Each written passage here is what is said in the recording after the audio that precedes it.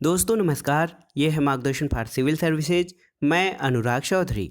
दोस्तों, भारतीय राज्य व्यवस्था के महत्वपूर्ण प्रश्नों की श्रृंखला के अंतर्गत आज की वीडियो में प्रस्तुत है इसका दूसरा भाग, जिसमें आज हम संविधान की प्रस्तावना, संविधान की अनुसूचियां और उनके विषय, हमारे राष्ट्रीय प्रतीक तथा भारतीय संविधान के भाग, उनके विषय और प्रमुख अनुच्छेदों से संबंधित प्रश्नों को कवर करेंगे। दोस्तों, ये वीडियो विभिन्न प्रतियोगी परीक्षाओं के सामान्य अध्ययन के राज्य व्यवस्था खंड के साथ साथ टीजीटी पीजीटी प्रवक्ता नागरिक शास्त्र, गवर्नमेंट डिग्री कॉलेज प्रवक्ता, असिस्टेंट प्रोफेसर, नेट जेआरएफ राजनीति विज्ञान के लिए बहुत ही उपयोगी है। तो आइए शुरू करते हैं आज का वीडियो, भारतीय राज्य व्यवस्था से संबंधित महत्वपूर्ण प्रश्नों का दूसरा भाग। सबसे पहले हम उद्देशिका यानी प्रस्तावना के संबंध में जानेंगे।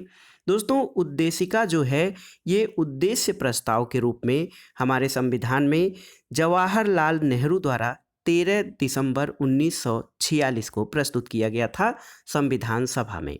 तो उद्देशिका का आधार जो है वो जवाहरलाल नेहरू द्वारा 13 दिसंबर 1946 को प्रस्तुत उद्देश्य प्रस्ताव है और इसको 22 जनवरी 1947 को अंगीकार यानी स्वीकार किया गया था।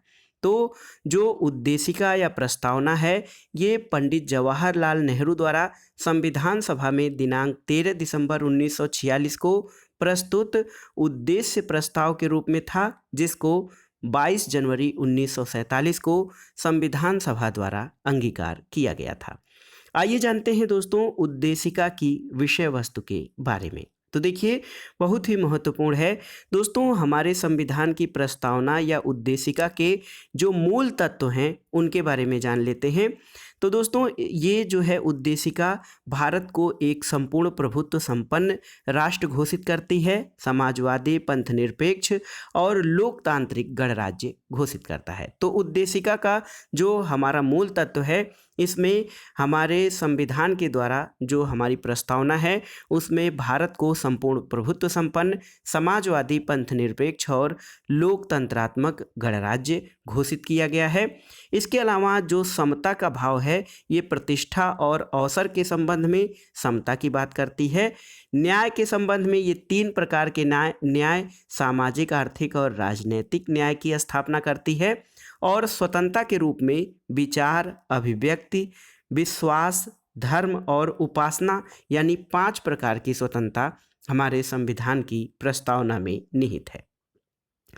दोस्तों, समाजवादी शब्द, अखंडता शब्द और पंथनिरपेक्ष, ये 3 शब्द जो हैं हमारे संविधान का जो मूल संविधान था उसमें ये 3 शब्द शामिल नहीं थे, लेकिन अब शामिल हैं। और इनको कब जोड़ा गया, तो ये बहुत ही महत्वपूर्ण है, क्योंकि हमारे संविधान की प्रस्तावना या उद्देशिका में 42वें संविधान संशोधन 1976 के द्वारा 3 शब्द समाजवादी, पंथनिरपेक्ष और अखंडता शब्दों को जोड़ा गया। दोस्तों, उद्देशिका पर उच्चतम न्यायालय के जो निर्णय हैं या जो प्रावधान हैं उनको देख लेते हैं।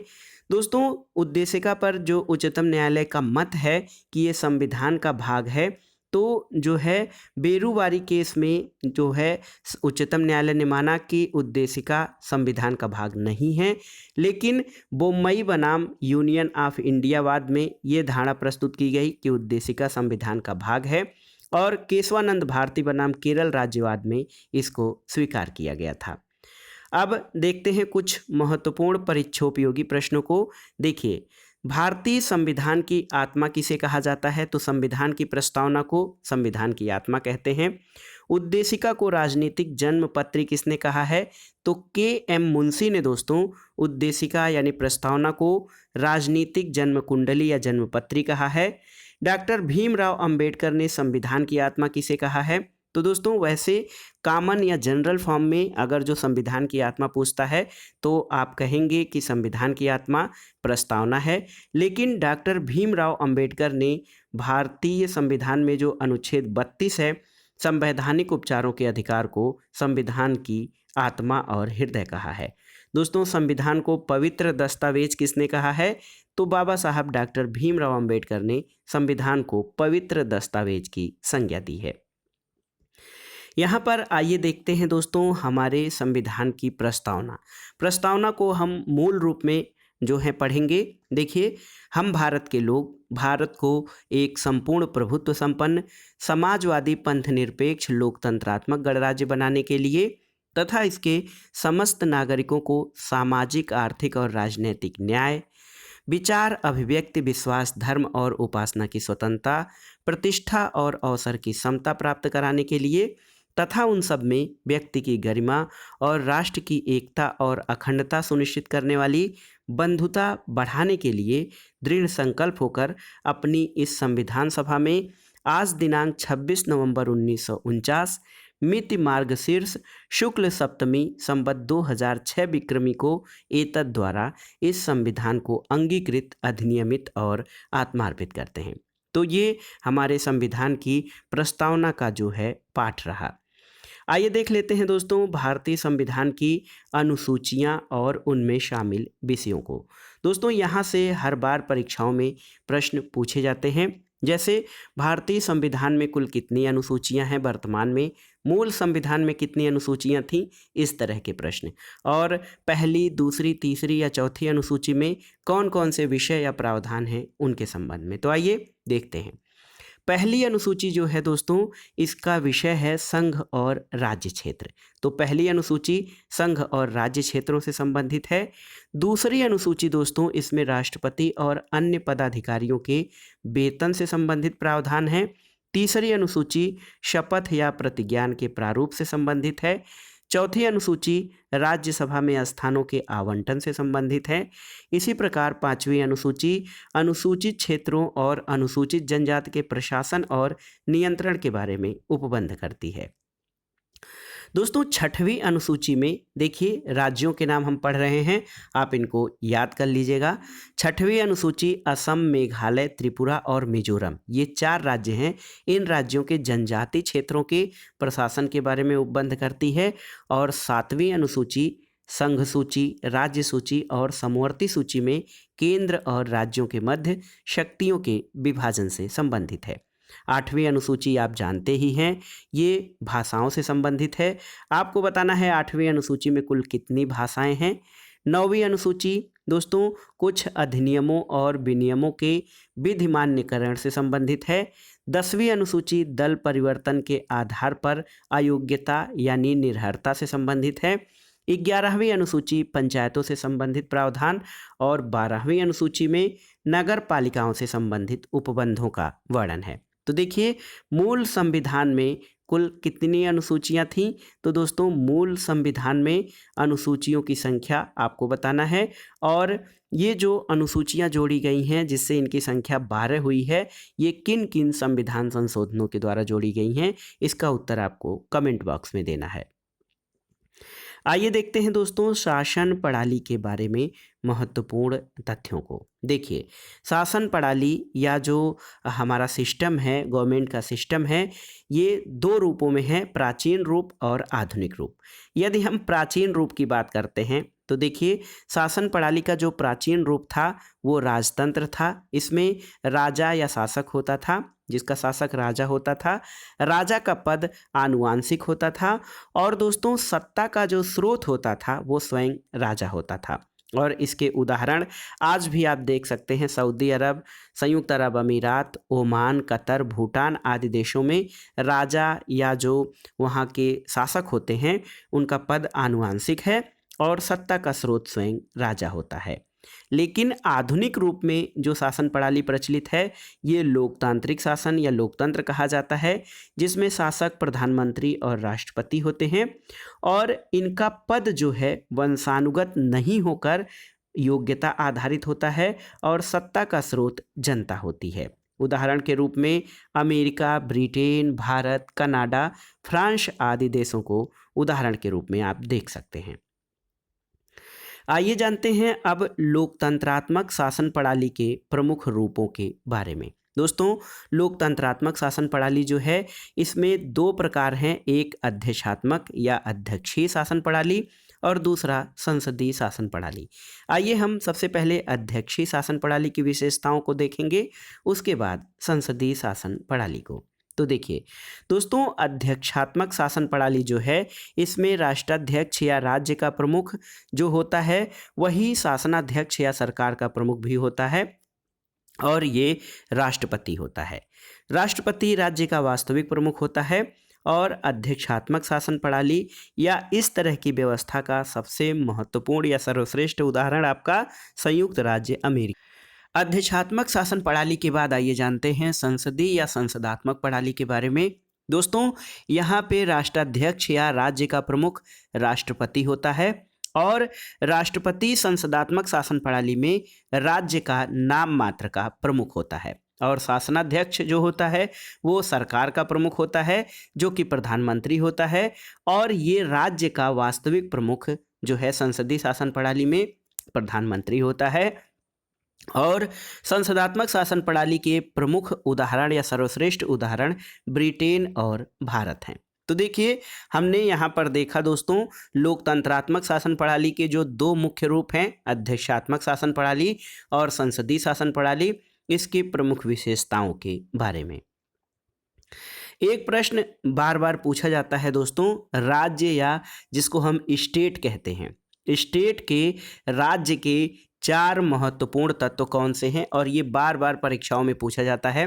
राज्य व्यवस्था के अंतर्गत तो नहीं, लेकिन राजनीति विज्ञान से या नागरिक शास्त्र से आयोजित विभिन्न प्रतियोगी परीक्षाओं में ये प्रश्न तो अवश्य ही पूछा जाता है कि राज्य के कौन कौन से महत्वपूर्ण तत्व हैं, और या फिर ऐसे प्रश्न पूछ लिया जाता है कि कौन सा राज्य का महत्वपूर्ण तत्व नहीं है। तो देखिए दोस्तों, राज्य के सबसे महत्वपूर्ण तत्वों में जनसंख्या, भूभाग, सरकार और संप्रभुता होती है। तो आप जान गए कि राज्य के 4 महत्वपूर्ण तत्व होते हैं, और इनमें संप्रभुता सबसे महत्वपूर्ण है, क्योंकि संप्रभुता राज्य का प्राण तत्व माना जाता है। आइए देखते हैं दोस्तों, जो हमारे राष्ट्रीय प्रतीक हैं उनसे संबंधित महत्वपूर्ण तथ्य और प्रश्नों को। सबसे पहले हम अपने राष्ट्रीय ध्वज तिरंगा के बारे में जानेंगे। तो तिरंगा या हमारे राष्ट्रीय ध्वज के अभिकल्पनाकर्ता जो थे वो पिंगली वेंकैया थे, और भारतीय राष्ट्रीय ध्वज के लंबाई और चौड़ाई का अनुपात 3 और 2 के अनुपात में होता है, और भारतीय ध्वज को 22 जुलाई 1947 को अपनाया गया था। दोस्तों, हमारे तिरंगे में 3 रंग हैं, जिसमें पट्टी का केसरिया रंग जो सबसे ऊपर होता है, ये साहस बलिदान का प्रतीक होता है। बीच में सफ़ेद रंग है जो शांति सच्चाई का प्रतीक होता है, और सबसे नीचे हरा रंग है जो उर्वरता और समृद्धि का प्रतीक है। इसके अलावा एक चक्र है, सफ़ेद कलर की पट्टी में एक नीले कलर का चक्र होता है, जिसमें कुल 24 तीलियाँ होती हैं, और चक्र जो है दोस्तों, ये प्रतीक न्याय का, प्रगति और न्याय का प्रतीक है, जो कि अशोक स्तंभ सारनाथ से लिया गया है। ये चक्र जो है, ये धर्म चक्र प्रवर्तन के रूप में हमारे राष्ट्रीय ध्वज में अशोक स्तंभ सारनाथ से लिया गया है। दोस्तों, इस आधार पे कुछ प्रश्न बनते हैं परीक्षाओं की दृष्टि से महत्वपूर्ण। संसदीय शासन प्रणाली का दूसरा नाम क्या है? तो इसको उत्तरदायी शासन प्रणाली या मंत्रिमंडलीय शासन प्रणाली, जिसको कैबिनेट फॉर्म ऑफ गवर्नमेंट कहा जाता है। अध्यक्षीय शासन प्रणाली का दूसरा नाम राष्ट्रपति शासन प्रणाली है। संसदीय शासन प्रणाली का जनक किसे माना जाता है? ब्रिटेन को। भारत में सत्ता का एकमात्र स्रोत क्या है? तो भारत में सत्ता का एकमात्र स्रोत जनता है। और एक प्रश्न ये पूछा जाता है कि भारत एक गणतंत्र या रिपब्लिक है, इसका अर्थ क्या होता है? तो दोस्तों, राज्य का प्रमुख राष्ट्रपति जो होता है वो वंशानुगत न होकर निर्वाचित होता है, इसी कारण भारत एक गणतंत्र है। राज्य का सर्वाधिक महत्वपूर्ण तत्व क्या है? तो आप जानते हैं राज्य के 4 तत्व होते हैं, जो 4 मुख्य तत्व होते हैं, जनसंख्या, भूभाग, सरकार और संप्रभुता। इनमें हमने चर्चा भी की है कि संप्रभुता सर्वाधिक महत्वपूर्ण तत्व है। भारतीय संघवाद को सहकारी संघवाद किसने कहा है? ग्रेनविल ऑस्टिन ने। और भारत को अर्ध संघात्मक राज्य किसने कहा है? तो के.सी. वियर ने भारत को अर्ध संघात्मक राज्य कहा है। दोस्तों, हम पढ़ रहे थे जो हमारे राष्ट्रीय प्रतीक और चिन्ह हैं, तो इसमें एक महत्वपूर्ण हमारा राज चिन्ह जो है वो अशोक का सिंह स्तंभ सारनाथ है। और इसमें कौन सा शब्द अंकित है? तो दोस्तों हमारे राज चिन्ह में सत्यमेव जयते शब्द अंकित है, जिसका उल्लेख मुंडकोपनिषद में है। तो सत्यमेव जयते जो अशोक स्तंभ सारनाथ में है, उसमें सत्यमेव जयते शब्द जो लिया गया है वो मुंडकोपनिषद से लिया गया है। और इस राज चिन्ह को 26 जनवरी 1950 को अपनाया गया था। दोस्तों अशोक स्तंभ में सिंहों की संख्या 4 है और नीचे अंकित चिन्ह में दाएं साइड में बैल है, बीच में अशोक चक्र और बाएं साइड में इसके घोड़ा है। राष्ट्रगान के बारे में जानते हैं। तो दोस्तों राष्ट्रगान जो हमारा है ये जन गण मन अधिनायक जय, ये रविन्द्रनाथ टैगोर रचित गीतांजलि से लिया गया है। इसके रचयिता रविन्द्रनाथ टैगोर हैं और राष्ट्रगान को 24 जनवरी 1950 को अपनाया गया था। और दोस्तों इसका पहला गायन 27 दिसंबर 1911 को कांग्रेस के कलकत्ता अधिवेशन में गाया गया था और इसके गायन की अवधि 52 सेकेंड निर्धारित है। राष्ट्रगान और राष्ट्रीय गीत में अंतर है। राष्ट्रगान हमारा जन गण मन अधिनायक जय है और राष्ट्रीय गीत हमारा वंदे मातरम है, जो बंकिम चंद्र चटर्जी द्वारा रचित आनंद मठ से लिया गया है। हमारे राष्ट्रीय गीत को 24 जनवरी 1950 को अपनाया गया और इसका पहला गायन 1896 में किया गया था। दोस्तों आपके लिए एक प्रश्न है कि राष्ट्रीय गीत वंदे मातरम को पहली बार कब गाया गया था? राष्ट्रीय पंचांग के बारे में जानते हैं। दोस्तों हमारा जो राष्ट्रीय पंचांग है ये शक संवत पर आधारित है और इसको ग्रिगोरियन कैलेंडर के साथ जो है इसकी साम्यता या इसको संबंधित किया जाता है। 22 मार्च 1957 को हमारा राष्ट्रीय पंचांग अपनाया गया था, जिसका पहला माह चैत्र है और अंतिम माह फागुन है। अब आइए देखते हैं अन्य राष्ट्रीय प्रतीकों के बारे में। तो दोस्तों अन्य राष्ट्रीय प्रतीकों में अगर जो आप देखें तो हमारा राष्ट्रीय पशु बाघ है, राष्ट्रीय पक्षी मोर है, राष्ट्रीय पुष्प कमल, राष्ट्रीय विरासत पशु हाथी है, राष्ट्रीय जलीय जीव डॉल्फिन, राष्ट्रीय फल आम है, राष्ट्रीय मुद्रा हमारी रुपया है और राष्ट्रीय वृक्ष बरगद है। तो यहाँ पर देखिए, और तो आप जो हमारे राष्ट्रीय प्रतीक हैं उनको जानते हैं, लेकिन राष्ट्रीय विरासत पशु यानी नेशनल हेरिटेज एनिमल हाथी और राष्ट्रीय जलीय जीव डॉल्फिन है, ये अभी जल्दी राष्ट्रीय प्रतीकों के रूप में अपनाए गए हैं। अब आइए देख लेते हैं प्रमुख दिवस और त्योहारों के बारे में। तो दोस्तों राष्ट्रीय त्योहारों में 26 जनवरी को गणतंत्र दिवस, स्वतंत्रता दिवस हमारा 15 अगस्त और गांधी जयंती 2 अक्टूबर को मनाई जाती है। दोस्तों राष्ट्रीय दिवस हमारे 3 राष्ट्रीय दिवस हैं, गणतंत्र दिवस, स्वतंत्रता दिवस और गांधी जयंती। गांधी जयंती के दिन गांधी जी का जन्मदिन है, साथ ही एक और महापुरुष का जन्मदिन है, आपको कमेंट बॉक्स में बताना है। दोस्तों हमारे राष्ट्रीय प्रतीकों में राष्ट्रीय नदी गंगा नदी को घोषित किया गया है। किस वर्ष में? वर्ष 2008 में। दोस्तों 2008 में हम गंगा नदी को राष्ट्रीय नदी के रूप में घोषित किया गया है। कुछ महत्वपूर्ण प्रश्न और देख लेते हैं। दोस्तों क्षेत्रीय परिषद और उनके मुख्यालय के बारे में। तो क्षेत्रीय परिषदें कितनी हैं? देखिए ये 5 क्षेत्रीय परिषदें हैं और क्षेत्रीय परिषदों के स्थापना या गठन से संबंधित प्रावधान सबसे पहले कब किया गया, ये आपके लिए खोज का विषय है। आप इसको खोजिएगा और हमें कमेंट बॉक्स में बताइएगा। पूर्वी क्षेत्रीय परिषद का मुख्यालय कोलकाता में, पश्चिमी क्षेत्रीय परिषद मुंबई में, मध्य क्षेत्रीय परिषद का मुख्यालय प्रयागराज यानी इलाहाबाद में, उत्तर क्षेत्रीय परिषद नई दिल्ली में और दक्षिणी क्षेत्रीय परिषद चेन्नई में स्थित है। अब आइए देखते हैं राज्य और संघ राज्य क्षेत्रों से संबंधित महत्वपूर्ण प्रमुख रियासतें और उनका भारत में विलय। देखिए दोस्तों यहाँ से प्रश्न बहुत बनते हैं। जम्मू कश्मीर का जो रियासत रही, जम्मू कश्मीर रियासत, इसका भारत में विलय जो हुआ था, तिथि याद रखिए 26 सितंबर 1947 को। किस माध्यम से? विलय पत्र के द्वारा। तो देखिए, जम्मू कश्मीर रियासत का 26 सितंबर 1947 को भारतीय संघ में विलय पत्र के द्वारा विलय हुआ था। हैदराबाद की रियासत 17 सितंबर 1948 को इसका विलय पुलिस कार्रवाई द्वारा किया गया था और इसको ऑपरेशन पोलो नाम दिया जाता है। जूनागढ़ रियासत, दोस्तों जूनागढ़ रियासत 20 फरवरी 1948 को भारतीय संघ में इसका विलय जनमत संग्रह के द्वारा किया गया था।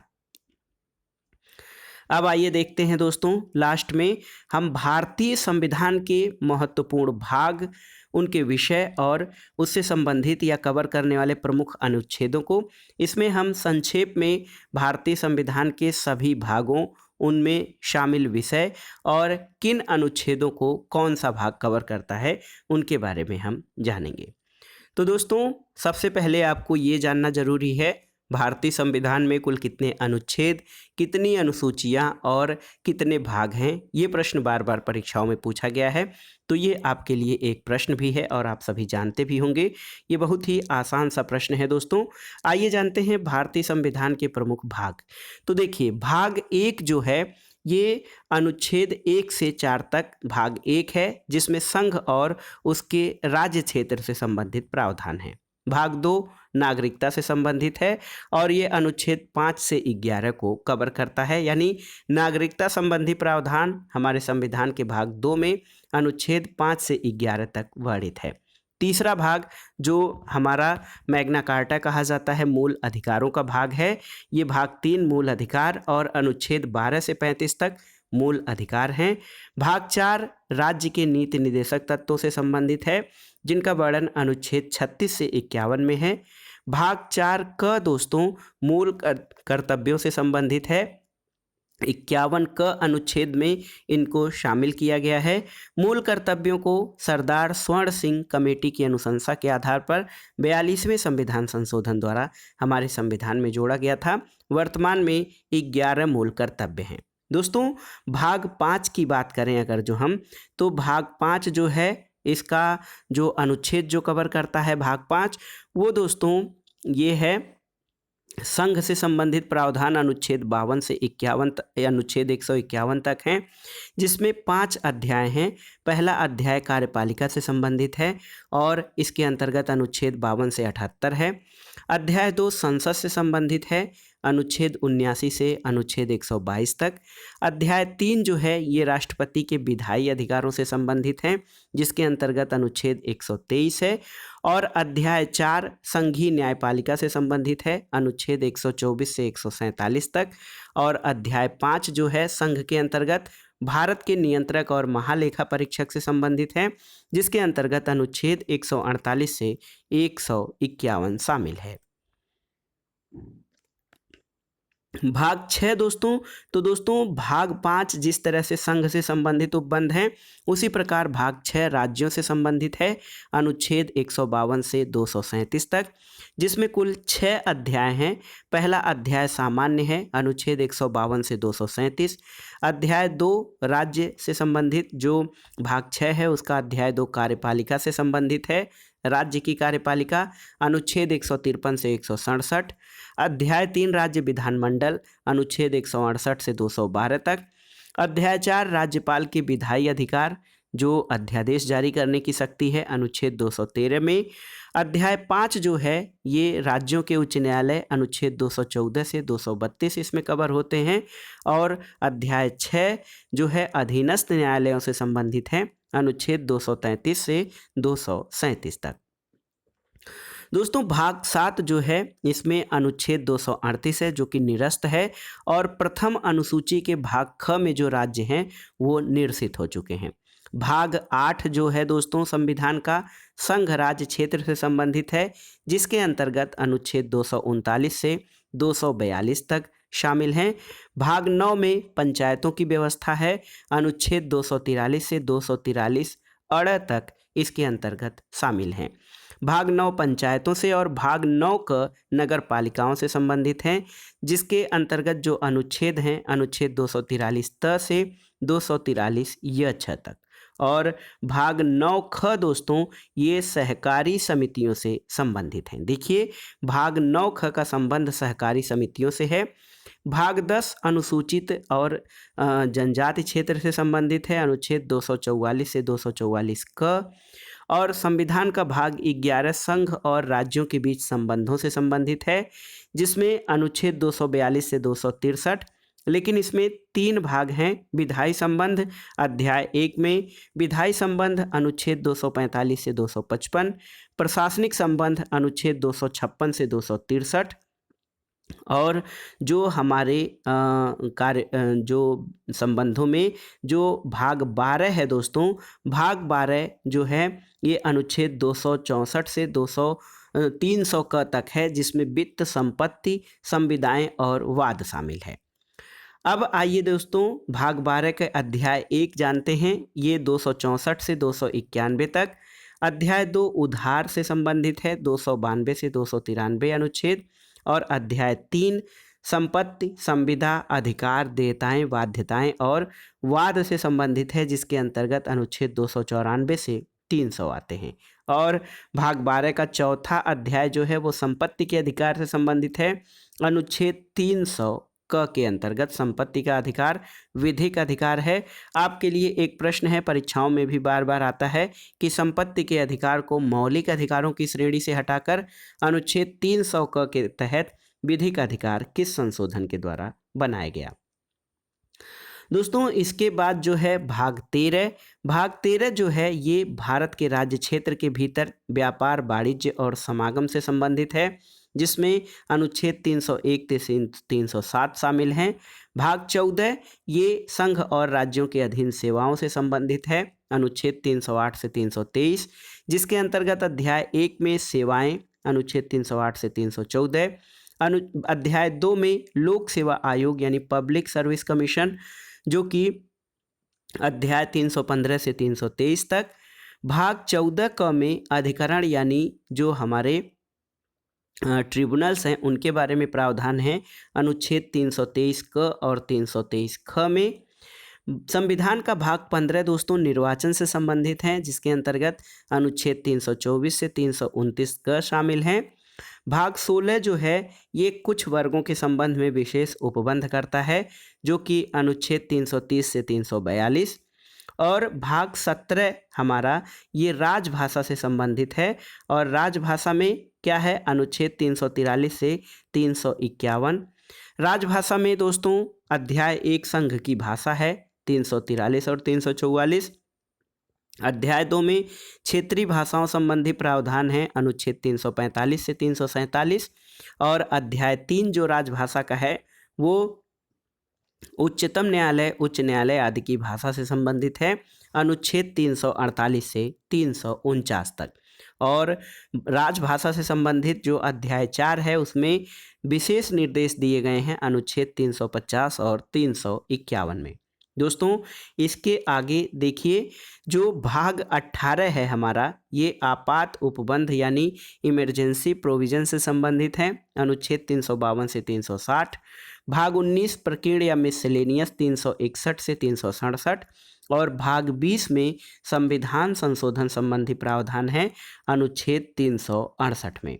दोस्तों भाग 21 जो है ये अस्थायी, संक्रमणकालीन और विशेष उपबंध, जिसके अंतर्गत अनुच्छेद 369 से 392 आता है। और संविधान का भाग 22 जो है इसमें संक्षिप्त नाम, प्रारंभ, हिंदी में प्राधिकृत पाठ और निरसन से संबंधित है। इसमें अनुच्छेद 393 से 395 कवर होता है। तो ये थे भारतीय संविधान के सभी 22 भाग, उनके विषय और किन अनुच्छेदों से वो कवर होते हैं। तो दोस्तों ये था आज भारतीय राज्य व्यवस्था यानी इंडियन कॉन्स्टिट्यूशन एंड पॉलिटिक्स से संबंधित परीक्षाओं की दृष्टि से महत्वपूर्ण प्रश्नों की श्रृंखला का दूसरा भाग, जिसमें आपने संविधान की प्रस्तावना, अनुसूचियां, उनके विषय, राष्ट्रीय प्रतीक और भारतीय संविधान के प्रमुख भाग, उनके विषय और हर भाग को कवर करने वाले प्रमुख अनुच्छेदों के बारे में आपने पढ़ा। ये वीडियो सभी प्रतियोगी परीक्षाओं के राज्य व्यवस्था खंड के साथ साथ विभिन्न प्रतियोगी परीक्षाएं जैसे अध्यापक भर्ती परीक्षाओं के मूल विषय नागरिक शास्त्र और राजनीति विज्ञान के लिए बहुत ही उपयोगी है। तो वीडियो आपको कैसा लगा हमें कमेंट बॉक्स में ज़रूर बताइएगा। वीडियो को लाइक करें, शेयर करें और इस चैनल मार्गदर्शन फॉर सिविल सर्विसेज को सब्सक्राइब करें। वीडियो देखने के लिए धन्यवाद दोस्तों। नमस्कार।